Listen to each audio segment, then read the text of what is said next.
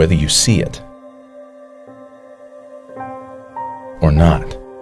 Homelessness is everywhere. In Buncombe County, it's estimated that 518 people are homeless on any given night. Homeward Bound works to end the cycle of chronic homelessness in Asheville through programs designed to move the homeless into permanent housing.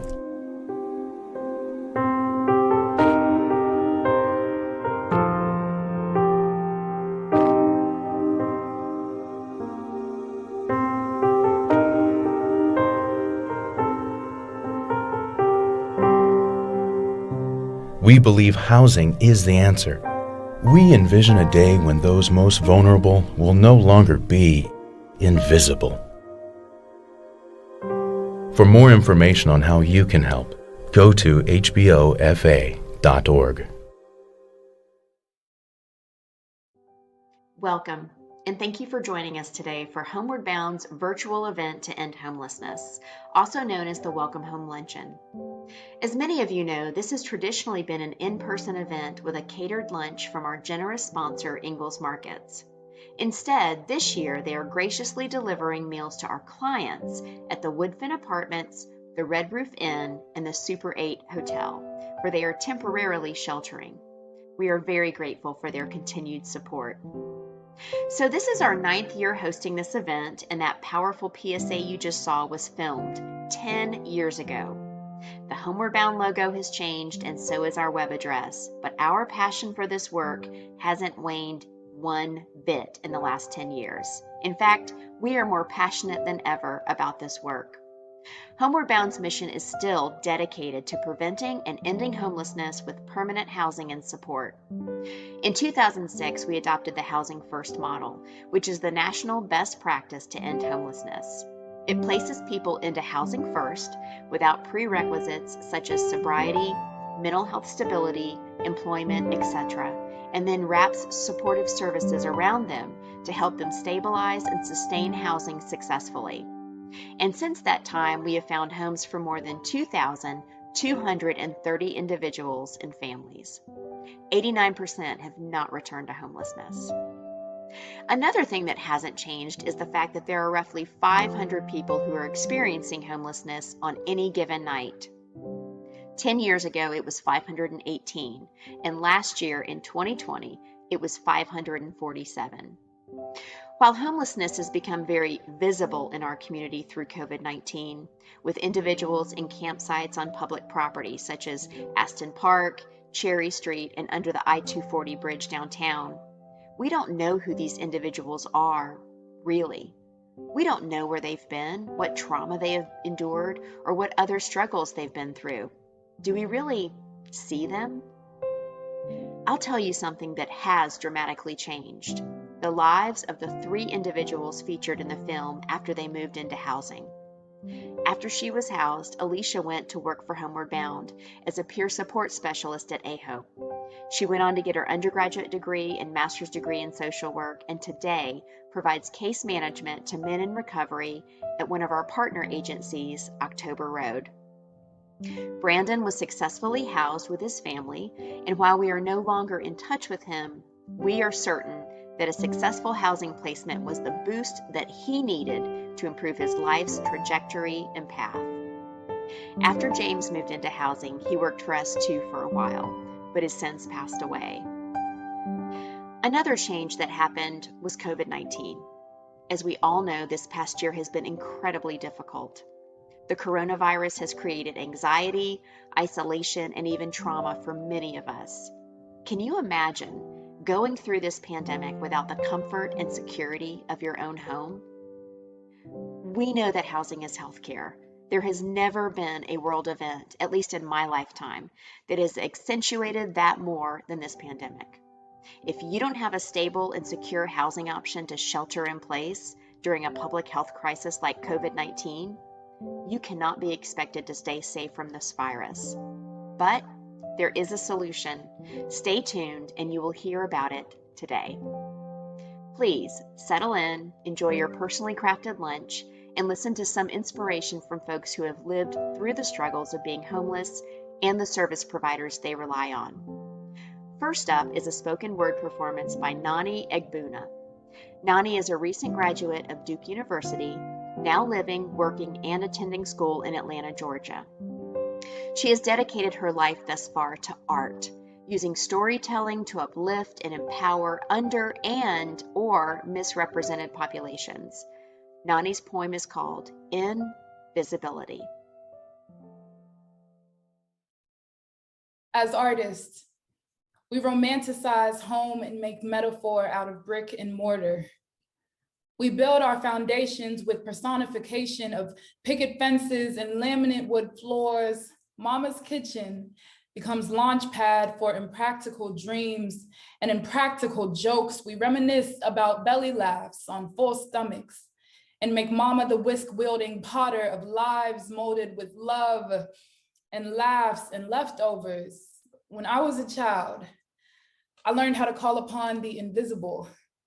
I learned how to build monuments with only the monologues in my back pocket. And I looked at myself as a carpenter of sorts. I knew that one day I would craft a home for myself with these words, and I grew comfortable, idealizing a bare necessity. So I'm here to say I am guilty. Who am I to call myself an architect if my only medium is abstraction? Who am I to call myself a visionary when within my line of sight are human beings made to feel as though they have no place but the underpass? If I am being honest, these figures of speech allow me to blur the figures of beings on front stoops. If I turn poverty into poem, I might feel as though I've done enough to dismantle disparities that never should have been present in the first place. I wonder if, to put it plainly, is too paradoxical for my Promethean mind to bear. But here are the facts. On the day that I wrote this piece, there were 567,715 homeless individuals in the United States. On the day that I wrote this piece, people who look like me were nearly 5 times more likely than white people to experience homelessness. On the day that I wrote this piece, I drove by a tent city only a few streets over from my own. And on the day that I wrote this piece, I questioned what it means to call upon invisible things at the expense of that which I can see, of those who I can see. What good is it to see it all if I allow myself to become desensitized to living images of struggle and neglect and pain and government failure? I see you. With innovation bred from the need for survival, I see you.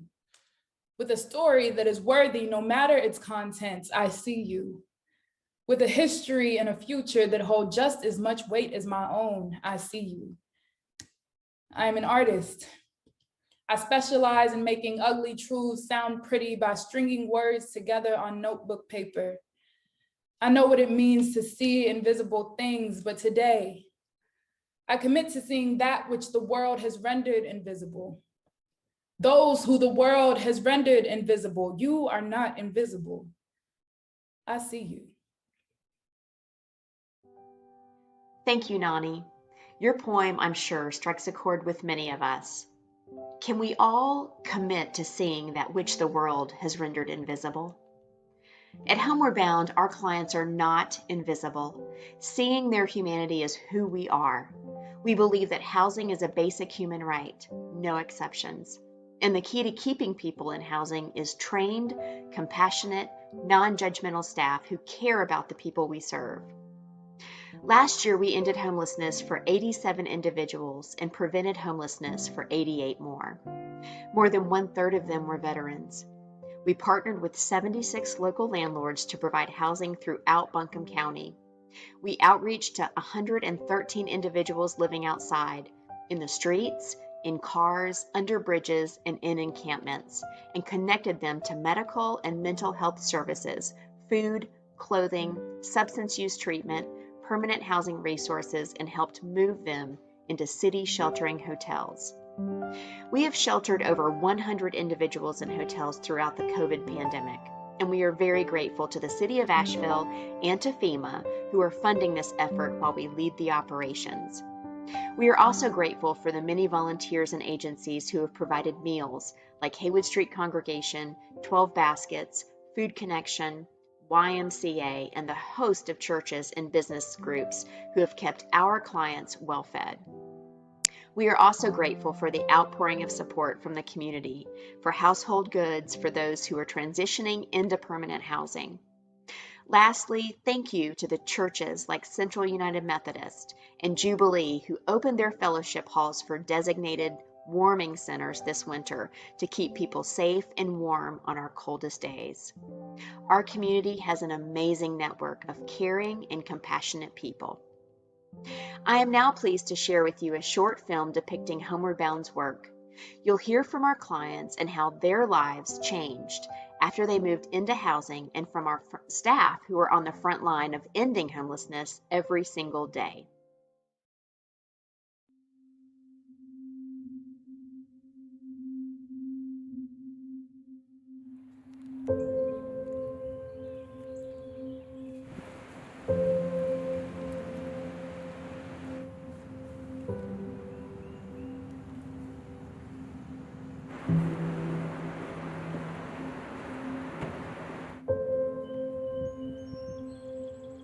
The invisibility of homelessness is a paradox. On one hand, folks are not invisible. They're very visible. They live in a public space, and their vulnerability and their need is on display.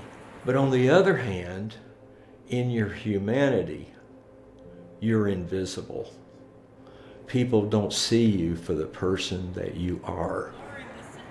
A lot of people, I think, they feel uncomfortable when they walk by a homeless person, whereas they won't even make eye contact. We lost another client who had lived at the Woodfin, who was hit by a car crossing the street 9:30 on a Sunday night and was hit and passed away. Someone turned the corner and just didn't see him. We were the ones that needed to let the other people in this community know. One of them mentioned to a case manager that he just didn't understand why don't people see us? I think it's not just being unseen, it's being misunderstood as to what their situation is and how hard it is to get the support that you need to come out of that. Mental health care in our community is basically impossible to get if you don't have insurance. It's very hard for folks experiencing homelessness to get insurance because that typically means they have to get disability, which again is a very complicated, long process. And when you're living outside, just trying to figure out where you're gonna sleep and where you're gonna eat, going through that process is not your top priority. Your top priority is survival. So we definitely have grieved losing a fair number of clients towards the end of 2020. We had another long-term client who had suffered with Huntington's disease for many years. We had just recently gotten her moved into a skilled nursing facility because she needed that extra level of support. And then COVID went through that facility and she passed away from COVID. Shelters who generally are willing to open up their doors for additional folks to come in when it's super cold, which is what we call the Code Purple nights. They're not able to do that right now because it's not safe and because they're worried about spreading the virus. We need housing for people that are sleeping outside when it's snowing tonight to be able to have a bed to sleep in inside. Being in Asheville, especially the winters, they're really harsh here. Especially with COVID-19 this year, we're going to probably have some that freeze to death. I think the most heartbreaking thing for me is that we don't have enough resources in our community, especially when you work in homeless services. You feel like you're just telling people no over and over and over again. I mean, to qualify for one of our programs, you have to be outside at least a year. We have recognized through COVID-19 that homelessness is an issue that not just affects those who are experiencing it, but it affects the entire community. And we have finally gotten to a point where people can no longer ignore it. People are starting to communicate that they're seeing increased encampments, that they're concerned about safety, that they're concerned about public safety. And as a community, it's our responsibility to help these folks be cared for and help these folks have a safe place to go and live. And it's really the foundation of our work, is that we believe everyone has the right to housing. And so to do that, we have to have support from the community. But I do think that the homeless people need someone to be a voice for them. A Hope, in my mind, is a sacred space. People reveal their vulnerabilities and their humanity at A Hope. They're willing to entrust their stories with others. One project that we are incredibly excited about is our A Hope renovation, and that is the renovation of our day center, which is really the hub for Homeward Bound in terms of being able to come and access services. Once every year, we used to have to update every single person who came into A Hope's paperwork. And in that paperwork, the last thing you would ask them is, who is your emergency contact? And over and over and over again, the clients would respond back to me, just A Hope staff. If something significant happens to me, that's who I want to know first, is A Hope. I would say that the biggest impact that we've been able to make through this virus is being able to partner with the city of Asheville to provide shelter, first at Harris Cherokee Center in downtown Asheville, and then now at the Red Roof Inn, where we are currently housing in their own private rooms about 65 individuals so that they can stay safe and secure. You know, working with Homeward Bound, this has been a godsend. The Red Roof Inn, it got us off the street. I met James and Melody about 6 months ago while they were still experiencing homelessness outside before they came here to the Red Roof Inn. I still get calls like on a weekly basis from community partners of like, is there a room open at Red Roof Inn? How do we get someone in there? So there's definitely still a huge need there. One of the reasons I really love Homeward Bound is we are completely committed to ending homelessness, not just managing it. And that all begins with the concept of housing first. The housing first model is just as the name implies. Our goal is to get people into housing and then wrap services around them to support them. I'm stable now. My housing is set. About a year now. This month makes 1 year. The housing came first. I was able to see clearer now, you know, what I'm able to do as a person. I mean, I feel security. I feel it's a sense of security. Like if I'm hungry, I can go back to my apartment. I can eat something and cook my own food. Or say if I have to use a restroom, I don't have to, oh my God, where am I going to go? I'm right down the street. But as of Tuesday, we signed a lease. So I know that's really happy. I'm telling you right now, it saved our lives.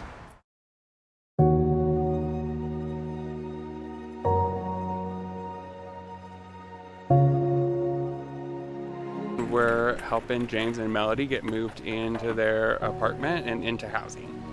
You got it? Yep. A team of case managers and our Welcome Home team showed up to help bring a bed, furniture, kitchen supplies, cleaning supplies, everything they would need to kind of make the apartment a home. Yeah, the furniture donations we get from the community are so meaningful and really just huge for setting people up for success. Any household goods that someone is replacing and needs to get rid of the old ones, they can bring them by our Welcome Home Donation Center and we can reuse them for someone who's just leaving homelessness and moving into housing. Sorry, no, it's okay. It was a blessing. It's been a blessing. This has been awesome. I still sit here and think, is this really our place? This is what I've always needed is support, and for the first time we have a lot of support.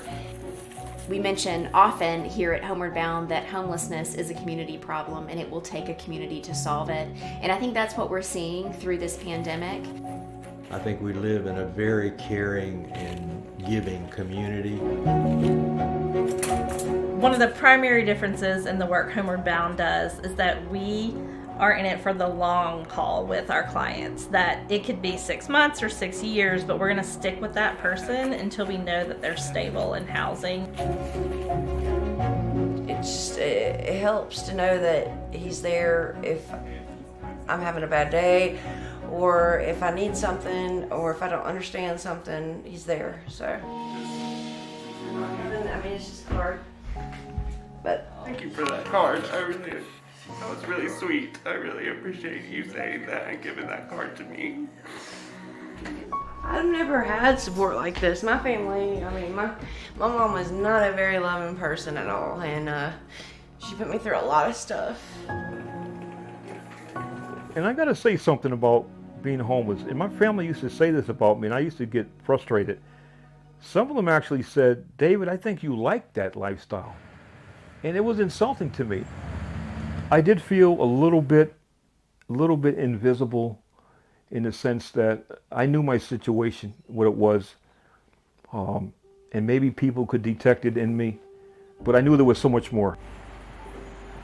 We like to say, honestly, that we're working with the folks that nobody else will serve, that they're the folks who are sort of the unseen in our community. So I hope that moving forward, it isn't that this is an unseen population, that it is a population that we as a community are working towards moving into housing.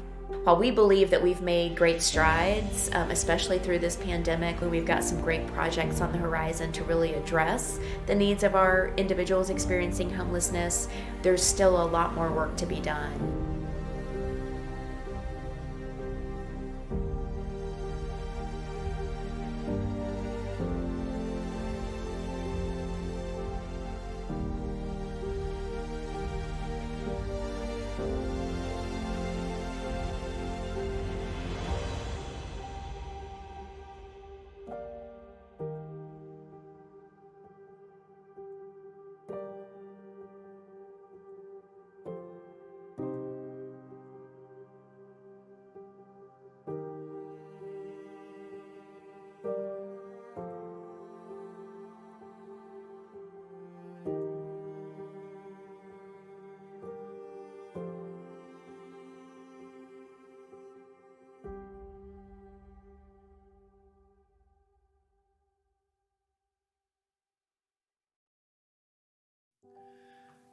Thank you so much, Katie Damien, for once again producing a wonderful film for Homeward Bound. Hello, everyone, and good afternoon. My name is Jim Louder, and I'm honored to work with Homeward Bound as its Strategic Gifts Officer. I've been blessed over the past 10 years to meet so many incredibly generous people whose giving is saving lives and making our community a better place to live. Not just for those experiencing homelessness, but for all of us. I believe that the quality of a community is measured by how it treats its most vulnerable citizens. What I love most about Homeward Bound is that every day we see the faces, hear the stories, and provide care to the most vulnerable people in our midst. I spent my career working on issues related to affordable housing and homelessness. I think I might have chosen this path in part because my parents were mill workers. Early on, we lived in a mill house where occupancy was tenuously dependent on having a job at the mill, and then we lived for a time doubled up with an aunt, uncle, and cousin. We were never literally homeless, but thanks to the hard work and sacrifice of my parents and the generosity of extended family, I learned how having a home was essential and intertwined with health and well-being. As a Baptist pastor for many years, a core value for me was seeing and caring for those most vulnerable. That led our church in San Francisco to operate a 120-bed shelter for the homeless and also provide permanent supportive housing for homeless persons living with HIV and AIDS. But nowhere have I seen more effective work at ending homelessness than at Homeward Bound. I think it comes from our values and our evidence-based best practices. We affirm the basic value and worth of every individual. We believe that housing is a basic human right. We believe that the right to housing is unconditional. And we believe that having a home is the foundation for personal growth and transformation. To all of you who have made possible our work to end homelessness, we offer our sincere and deepest thanks. We cannot do this work without you. Right now, there are over 200 people in our community living outside tonight, most of whom are chronically homeless and for whom Homeward Bound's permanent housing program is the only housing option they have left. That is because we never give up on anyone, no matter what their circumstances may be. So today I want to ask you to consider joining us and making a contribution to this vital, life-changing work. Your gift will help us move more people from the streets and campsites into permanent housing, which is the only solution to ending homelessness. For many, your investment will literally save their lives. Your gift will say, I see you. I care about you. You are valued. I want a better, safer, and more hopeful future for you. If you're able to contribute $1,200 or more, you will become part of our leadership giving circle, the Key Society. Giving can be done in a number of ways. The quickest way is simply to make an online donation. Just click the Donate Now button on our website and follow the prompts. You can also write a check, donate through an IRA, contribute through your donor advised fund, or make a donation of stock. On the donation page of our website, you'll find our contact information. If you would like more information or have questions, please feel free to contact me personally. And the impact of your gift today is greater than before because several of our generous donors have offered to match dollar for dollar all gifts up to $35,000. Again, thank you so much for supporting Homeward Bound's work to prevent and end homelessness. Now, I want to introduce you to a very talented local musician, Paula Hanke. In addition to her solo performances, she sings with the World Beat Band at Jubilee Community. Paula is going to perform an inspiring Oscar-nominated song from one of my favorite films, The Life Beyond. Paula, thank you so much for being with us today. Welcome back to Homeward Bound. Hi, everybody, and thank you for that great introduction. I am a member of Jubilee's World Beat Band, and Jubilee has been a great supporter of and partner with Homeward Bound for many years. And the reason is because of the impact Homeward Bound has on our community. It has been a vital support system for so many folks who are on the streets, who have no homes, who have little or no income. They need stability and they need love. So, if you have the capacity, please give what you can to keep this important work going. I'm going to sing a song for you today, and it is a song from the recent movie, The Life Ahead, starring Sophia Loren. And this song was nominated for an Academy Award, and the meaning of the song so perfectly fits the purpose of Homeward Bound. So here it is.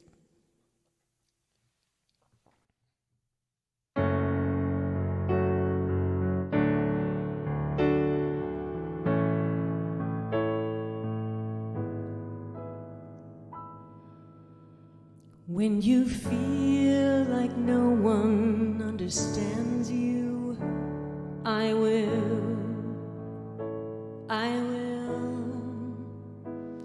When you think no love can ever heal you, mine will. When you feel like you're invisible, and no one sees you at all. I want you to know that you're seen, 'cause I see you, and I see too who you are.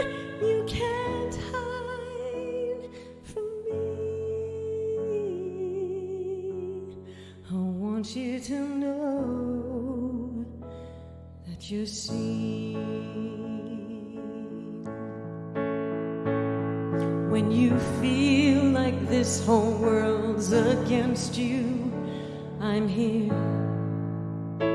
I'm here. You'll always have someone who will protect you. Right here, right here. And when you feel like you're invisible, I'll see you through it all. I want you to know that you're seen, 'cause I see you, and I see too just who you are. You can't hide from me. I want you to know that you're seen all alone in this world. We all long to be heard. Don't think no one knows what you feel. I want you to know that you're seen, 'cause I see you. Oh, I see too who you are.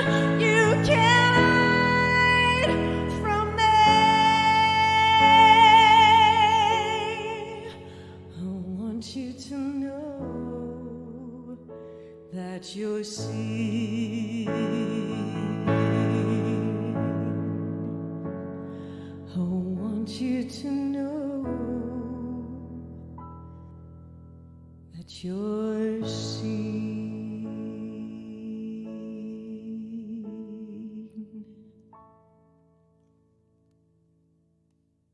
Thank you very much.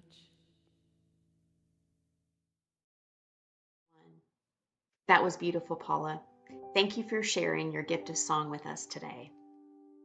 Many gifts have come in during the past week and during our program today, and they will be going towards our operating budget. We will be good stewards of your donations, we promise. Your gifts go directly to ending homelessness right here in our community by providing stability and safety for our individuals and families when Homeward Bound finds them a home. As David said in the film, now that he has a home, he is stable and can see clearly what he is able to do as a person. He now feels seen. We will also do that by providing compassionate and supportive case management so folks like David and Melody and James can overcome the challenges they face and remain in housing. By supplementing the high rents in Asheville that are not covered by federal grants, and by covering unbudgeted emergency expenses we've incurred because of the coronavirus pandemic. You know, there's nothing quite like a crisis to force you to think more creatively about how to address your greatest challenges. Either that, or you throw up your hands and surrender. For years, our agency had been working to acquire land to build affordable housing for our chronically homeless, those who have been experiencing homelessness the longest while also suffering from chronic illness and disabilities. Between 18 in 2020, we had identified numerous parcels on which to build a permanent housing development for this vulnerable population, but all of the opportunities fell through. We were weary, and then COVID happened. The economic impact to a tourist town like Asheville was significant, especially for commercial properties like hotels that are hospitality driven and only thrive when people can travel and gather. All of a sudden, converting and repurposing a hotel to affordable housing seemed to be the answer we had been looking for. We could pursue a hotel at a lower price point, finish the project faster, and it was socially responsible. The opportunity to repurpose an existing property was COVID's unexpected gift to Homeward Bound. And now for our big announcement to wrap up the event. Since October 2020, our agency has been completing due diligence on the Days Inn on Tunnel Road in Asheville. This hotel will become 85 units of affordable, permanent supportive housing for our unhoused neighbors. We plan to close on the property this summer and will quickly transition into our capital campaign and renovations. This housing initiative is called Home is Key, and each resident will have a comfortable, safe, and fully equipped apartment complete with a kitchenette and bath. Residents will receive individualized supportive services focused on housing stabilization and improving quality of life. Core services include on-site case management and 24/7 support staff to quickly respond to resident needs and to assure a safe environment for residents and guests. Additional services in partnership with community agencies will include behavioral health services, social and educational activities, food service, job training, and a medical clinic. The goal is to move residents into their new housing in late 2022. Home is key to health, safety, healing, and hope, and we are convinced it will be a game changer in ending chronic homelessness in our community. In closing, I want to thank all of our generous sponsors who have made this event possible. Ingalls Markets and iHeartMedia as our presenting sponsors, Nest Realty and Wicked Reed Brewing, our partner sponsors, Quilty Financial, Jag Construction, Asheville Technologies, Oliver Family, MB Haynes Corporation, Plum Dog Financial, Home Trust Bank, Biltmore Company, and Brunk Auctions. And a huge thank you to the two couples who created our See the Hope gift match of $35,000. The deadline to contribute to the match and double the impact of your gift is this Sunday, May 16th. As our tagline says, you are the key to ending homelessness. Your contributions will impact the lives of so many people struggling with the pain of homelessness. Together as a community, we can ensure that everyone has the right to live in security, peace, and dignity. Thank you for joining us.